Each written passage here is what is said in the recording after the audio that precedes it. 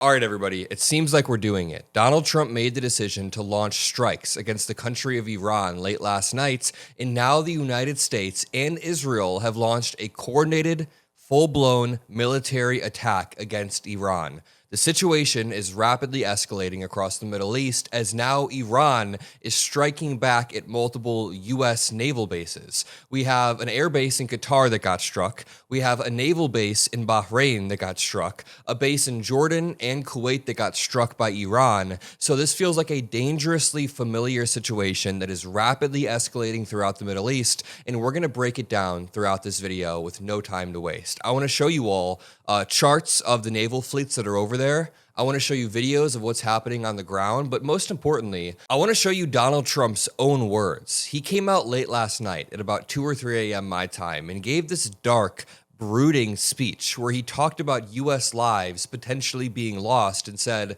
you know, that's war. That's what happens in war. But he's forgetting a few things. First of all, we're not being attacked. This is an unforced war that Donald Trump is starting out of comfort from his Mar-a-Lago base in Florida, if you want to call it that. So he is putting our lives at risk, your son and daughter's lives at risk. I mean, I'm 23 years old, and I dropped out of college when I was 21 to start this business. So I'm kind of like the prime person that they would pluck out and put on the front lines. Not that we're actually going to have a draft. I don't believe that. But I don't like that we're gambling with this because an orange lunatic can't hold himself back. So let's watch this clip. But you know, let's go back to Donald Trump's words from about 13 years ago, because this is very, very telling. Very telling. In 2013, Donald Trump tweeted out, "Be prepared. There is a small chance that our horrendous leadership could unknowingly lead us into World War III." He then said in 2012, "Now that Obama's poll numbers are in a tailspin, watch for him to launch a strike on Libya or Iran. He is desperate."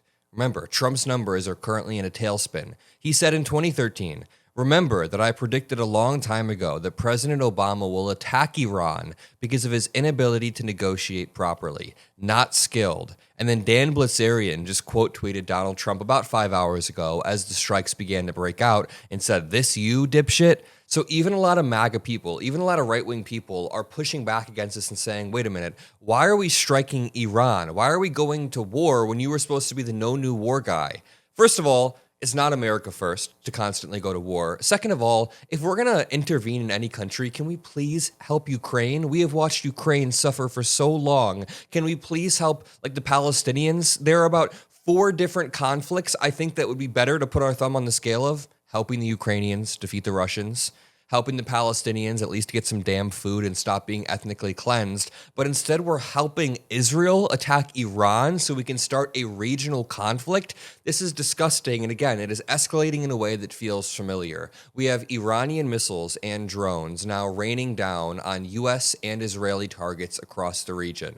Explosions have been reported in the Gulf countries, and flights in the entire region have been suspended. Global airlines are rerouting traffic out of the region, and it's because these are the real early stages of a regional conflict that will cause a lot of death. We're going to break it down every day on the Adam Mockler feed with clarity and with strength, so make sure you drop a like. And if you want more breaking news that is truthful and that pushes back against this MAGA BS, then make sure you subscribe to the Adam Mockler feed. It genuinely means the world, and subscribing is absolutely free. So let's break down what's happening on the ground. I'm going to show you a photo that is very, very harrowing, but just moments ago we learned that 51 Iranian children were killed, 60 students wounded after joint U.S.-Israel strikes hit girls' school in Iran. We do one joint strike with Israel this year, and apparently we're learning from their tactics of targeting school children. That's not even me trying to be cute. This genuinely just has Israel's fingerprints all over it. This is disgusting, and many other world leaders have actually condemned this. Some world leaders have said this is reckless and irresponsible. Let's read this. The president of the European Union and the European Union's leader, Antonio Costa and Ursula von der Leyen, called the strikes greatly concerning, urging all parties to exercise maximum restraint and protect civilians. France's president, Emmanuel Macron, said the outbreak of war between the United States, Israel, and Iran carries grave consequences for international peace. Spain's prime minister, quote, rejects the unilateral military action of the United States and Israel, which constitutes an escalation and contributes to a more uncertain and hostile international order. The reason they call it unilateral is because These are two rogue countries. No, not Iran. The rogue countries are Israel and the United States, who apparently didn't check with other countries. Donald Trump didn't even check with our own Congress. It's basically just Bibi Netanyahu and Trump, scheming on how they can strike Iran in the middle of the night. Just to back up, for weeks and weeks now, the United States has been assembling their Navy fleets near Iran. Somebody pointed out about 2 weeks ago, and I saved this post because I had a feeling that I would have to use this in a video, but somebody pointed out 2 weeks ago, 1/3 of the U.S. Navy fleet is deployed for Iran. We have the Gerald R. Ford Carrier Strike Group. We have a bunch of air assets. The Abraham Lincoln Carrier Strike Group. More air assets. We have naval assets, Tomahawk land attack missile loadouts. We have all of this basically condensed in the Middle Eastern region, or at least heading over to Iran. I mean, it's a really crazy visualization that you can see on screen right now of 1/3 of our fleet deployed over in that area. Then the Department of War posted in the middle of the night the words Operation Epic Fury. God damn, this feels like a 4-year-old came up with this name. Like, I picture Pete Hegseth drunk as hell, like, yeah, Operation Epic Fury. Dude, there are lives on the line. Even Trump himself said in a very dark and brooding speech at about 2 a.m. that U.S. troops might die. Who says this before the war even before we even are boots on the ground? Who says, quote, we may have casualties? That often happens in war. What he's missing here is that this war is completely preventable. Nobody has to die. So if it's World War II and we're fighting the Nazis and U.S. Young men are dying because of that, that's one thing. We're fighting the damn Nazis. But when we're just willingly going over into the Middle East for the past 30 years, like we have been with Afghanistan and other countries, this is an unforced error. That is what you call an unforced error. And before I even play this clip, let me also point out something very, very key that I haven't touched on in this video yet. Part of the reason we are striking is because Trump and Israel claim they want to take out Iran's nuclear capabilities. I'm sure you know where I'm going with this, but this administration claimed that we neutralized, not just neutralized, that we incapacitated their nuclear capabilities forever about 6 months ago. Literally just 6 months ago, the claim was we had neutralized their entire capability. Let's watch this clip of Donald Trump late last night. Seeks to kill. The lives of courageous American heroes may be lost and we may have casualties. That often happens in war. But we're doing this not for now. We're doing this for the future. And it is a noble mission. We pray for every service member as they selflessly risk their lives to ensure that Americans and our children will never be threatened by a nuclear-armed Iran. There must be something really, really bad in those Epstein files about to drop. Really bad. But even beyond that, you guys want to know the truth? I don't think this is about the Epstein files. Trump has been deploying fleets to the Middle East for weeks and weeks and weeks. And you can argue that he's been doing this in anticipation to distract us all from the files. Maybe both can be true at once. But at this current moment, the United States is in coordination with Israel because Netanyahu has probably been placing pressure on Donald Trump. I'm sure it's due to his polling numbers also being in the toilet. I mean, projection is huge with Trump. And when he said a decade and a half ago that Obama's polling numbers will lead him to strike Iran, that's very likely what we're seeing right now. It's also just Trump being completely and entirely beholden to Israel. But I want to point out, this is the key right here.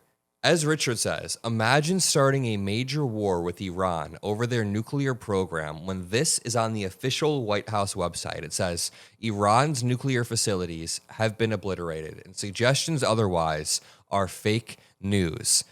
They literally said last June that all of the nuclear capabilities, all of the facilities have been obliterated forever. Over and over they said this, and now we have to go to war. Now U.S. troops might have to die. Every single American should be able to see through this absolute BS. Now here is a wild video that is going viral.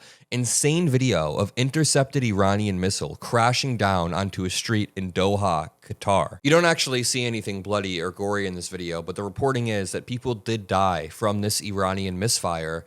And this is what happens when the United States launches a war. This is basically what Trump was saying, that people die in war. The only difference is this is an unforced war from the United States. So we're just throwing U.S. dudes and women into the meat grinder, people my age, again, while people in Doha are being killed by misfires coming from the Iranian government. Listen, the Iranian regime sucks. The Iranian regime needs to be overthrown by its own people. The Iranian regime has been massacring its own people by the tens of thousands, but the United States is not the one that should start a global conflict. Right now it's a regional conflict, but it's essentially going to be a huge global conflict because of Donald Trump's ego. So watch this. Watch this video of an Iranian missile crashing down. Wow. Ooh. That is insane. The reporting is right now that is a misfire coming from Iran. Obviously, the reporting is subject to change. Things are happening very, very quickly. Remember, Trump said, now that Obama's poll numbers are in a tailspin, watch for him to launch a strike on Libya or Iran. He is desperate. I think that can give you an insight into much of the rationale that Donald Trump is using when launching these strikes. The EU also says that Houthi forces are threatening to launch new attacks on the U.S. and Israeli ships in the Red Sea and Gulf of Aden. Now, obviously, the Houthis are allies with Iran, so this is turning into a legitimately regional war, where the Houthis are protecting Iran by striking Israeli and U.S. ships. Now, U.S. air bases are being struck. Now, U.S. personnel have their lives at risk. Iran's quick response shows how rapidly a conflict like this can spread beyond a single country. Missiles and drones being launched at U.S. Allied countries, U.S. air bases, U.S. Positions across the Middle East. This is dangerous. Explosions have been reported again in Qatar, in the United Arab Emirates, and what makes the situation more complicated is that diplomacy was actually really, really close. We have reports that just hours before the strikes began, mediators who were involved in negotiations between the U.S. and Iran said a potential agreement was within reach. So just think about this. Last night, about 12 hours ago, mediators come out and say, hey, we're about to reach an agreement. We're about to reach a potential nuclear deal. According to those negotiators, Iran was agreeing to put limits on nuclear material, was willing to have full international verification. Basically, it's like the deal that Obama had signed a while back. I guess it was like a decade and a half ago that Trump then ripped up. This is all Trump's fault because he ripped up the joint comprehensive agreement that we had with Iran. So then, in the moments that the diplomatic solution was possible last night, Trump decides we need to go harder and we need to launch attacks. This is going to lead to U.S. lives being lost. Israeli Air Force tanker was seen over Syria dragging F-16s to conduct airstrikes on Iran, so they are doubling down. Nikki Haley posted in 2025, the U.S. should not engage in regime change in Iran. Our focus should only be on our national security. And Charlie Kirk quote tweeted that a year ago, obviously. He quote tweeted this a year ago and said, keep the pressure up. Regime change in Iran would be a catastrophe. Well, guess what?